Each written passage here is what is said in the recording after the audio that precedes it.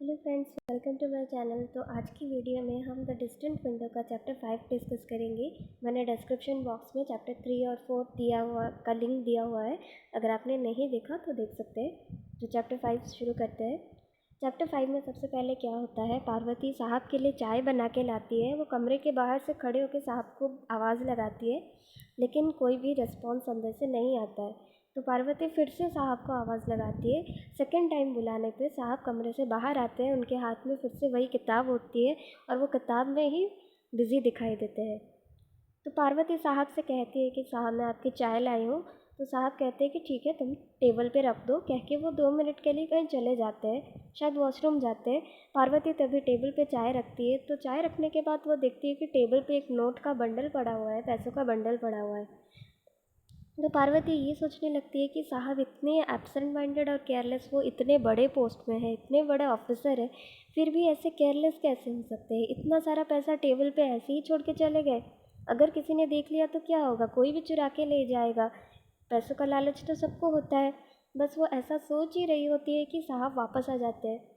साहब वापस आके जब पार्वती को वहाँ खड़ा देखते हैं तो फिर वो बहुत शॉक हो जाते हैं और कहते हैं कि अरे तुम अब तक गए ही नहीं यहाँ से।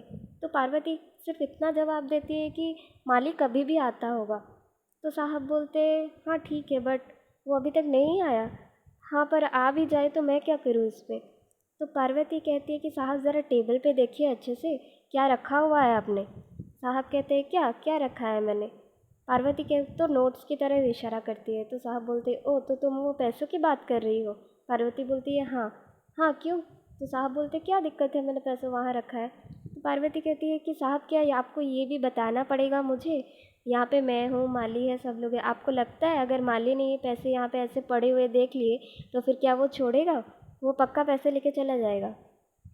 तो फिर साहब जो है, साहब ये कहने लगते हैं कि क्यों, तुम्हें ऐसा क्यों लगता है, तुम्हें माली पे इतना ज़्यादा डाउट क्यों है, क्या गारंटी है कि वो लेके ही चला जाएगा। पार्वती बोलती है कि आपको कैसे पता, आपको इतना विश्वास है उस पर। साहब बोले कि देखो तुम भी तो यहाँ पे थी, मैं नहीं था, कोई नहीं था, तुम भी तो ले जा सकती थी, पर क्या तुम लेके गई। हर इंसान तो एक जैसे नहीं हो सकता, फिर मैं कैसे मान लूँ कि माली भी लेके चला जाएगा।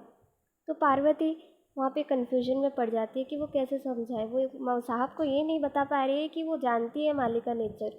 वो कोई भी अपॉर्चुनिटी नहीं छोड़ता, उसको जहाँ पे चांस मिले पैसे, ये पैसे लेने का या पैसे मिल रहे हैं उसको, तो वो कभी नहीं छोड़ता, चाहे इसके लिए उसे गलत रास्ता ही क्यों ना अपनाना पड़े।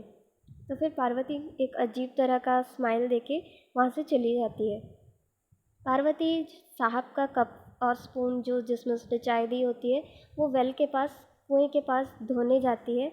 वहाँ पे धो ही रही होती है कि साहब को अचानक से याद आता है कि उन्होंने तो पार्वती को पैसे ही नहीं दिए, टिप नहीं दिया। शायद पैसों के लिए पार्वती वहाँ पे खड़ी हुई थी। तो फिर ऐसा सोच के साहब फिर से उसे ढूंढते हुए कुएं के पास जाते हैं और जाके उससे बोलते हैं कि मुझे तुमसे बात करनी है। तो पार्वती पूछती है हाँ बोलिए। तो फिर साहब बोलते हैं कि तुमने मुझे चाय बना के दी इतनी अच्छी, तो ये लो पैसे लो और तुम अपने लिए मिठाई खरीद लो। पार्वती कहती है कि मैं मिठाई नहीं खाती। तो साहब बोलते हैं ठीक है, तुम्हें जो पसंद हो वो खरीद लो। तो ऐसा कह के वो 2 रुपया देते हैं। लेकिन पार्वती कहती है साहब मुझे मत दीजिए, आप जो जिस माली पे आप विश्वास करते हैं बहुत ज़्यादा, आप उस माली को जाके दे दीजिए। तो साहब बोले अरे ऐसे कैसे, तो फिर तुमने मुझे चाय बना के दी, मैं बिना पैसे लिए फ्री में ऐसे कैसे दे दूँ, फ्री में तुम्हारी चाय ली है मैंने। तो पार्वती कहती है कि अच्छा ठीक है, अगर ऐसा है तो फिर मेरे काम के लिए मुझे 4 अनाज दीजिए। 4 अनाज मतलब 25 पैसे के बराबर होता है। तो फिर पार्वती यहाँ पे इतनी ज़्यादा लॉयल है अपने काम को लेकर कि मतलब वो जो प्रिंसिपल्ड बोलते हैं, जितना काम उसने किया है उतना ही वो लेगी। तो साहब ये देख के बहुत चौंक गए कि ज़्यादा पैसे मिल रहे हैं, फिर भी वो बोल रही है नहीं नहीं, मुझे 2 रुपीज़ नहीं चाहिए, मुझे 4 आना ही दीजिए, मैंने जितना काम किया है मेरी फ़ीस उतनी ही है। तो फिर साहब बोलते हैं कि वैसे तुम बंगाली अच्छा बोल लेती हो, कहाँ से सीखी तुमने बंगाली, यहाँ के आसपास से रहने वालों से। तो पार्वती कहती है कि नहीं, मैं तो बंगाली ही हूँ, सीखूँगी क्या। तो फिर साहब ये कहने जा रहे होते कि शायद साहब को एक्चुअली ये लगा होता है कि नंदो राउत राउत टाइटल सुन के उनको लगता है कि इसका हस्बैंड तो बिहारी है, तो ये भी बिहार से होगा। लेकिन पार्वती बंगाली लड़की है। तो वही चीज़ वो उसको बताने जा रहा होता है कि तभी दशरथ वहाँ आ जाता है। मतलब जो माली है, माली का नाम है दशरथ। दशरथ वहाँ पे आ जाता है और साहब वहाँ से दशरथ को देख के वहाँ से चले जाते हैं। दशरथ फिर पार्वती से कहता है कि अरे पार्वती तुम आई हो? पार्वती कहती है हाँ मैं तो आ गई, लेकिन तुम कहाँ थे अभी तक? अभी तक तुमने खाना नहीं बनाया, कोई इतना देर करता है आने में?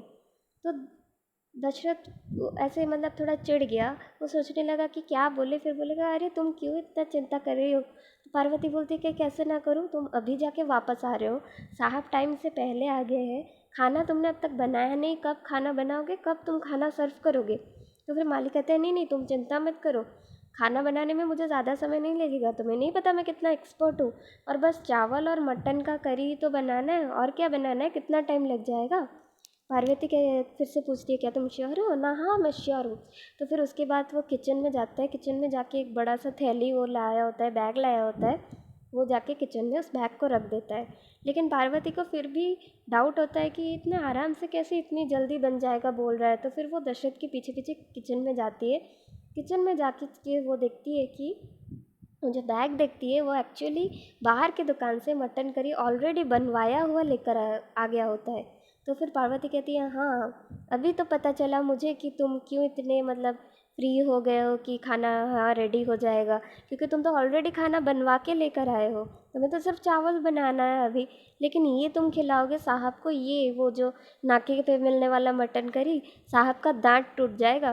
तो दशरथ बोलता है कि नहीं नहीं, साहब लोग इतना नखरा नहीं करते, जो नखरा है सारा मेम साहब लोग करते हैं, और मेम साहब तो आई नहीं है, तुम टेंशन मत लो, कुछ नहीं होगा, साहब को ये पसंद भी आएगा। तो पार्वती सोचती है कि हाँ वो भी सही है, मेम साहब लोग ज़्यादा कंप्लेन करते हैं, वो लोग नहीं आए हैं तो फिर क्या टेंशन है, और वैसे भी वो माली की ड्यूटी है दशरथ की, वो तो पार्वती की ड्यूटी है नहीं। तो इसीलिए पार्वती वहाँ से कुछ और कहती नहीं है, वापस चली जाती है। पार्वती आधे रास्ते मतलब थोड़ा सा ही दूर गई होती है कि उसके दिमाग में कोई एक ख्याल आता है। उसके बाद वो आधे रास्ते से ही वापस मुड़ जाती है, मतलब वापस डाक बंगलो आ जाती है। तो यहाँ पे चैप्टर 5 ख़त्म हुआ है। अगली वीडियो में हम चैप्टर 6 और 7 डिस्कस करेंगे। अगर आपको वीडियो पसंद आया हो तो फिर लाइक शेयर और कमेंट करना बिल्कुल मत भूलिएगा, और सब्सक्राइब करना तो बिल्कुल मत भूलिएगा। Okay, thank you.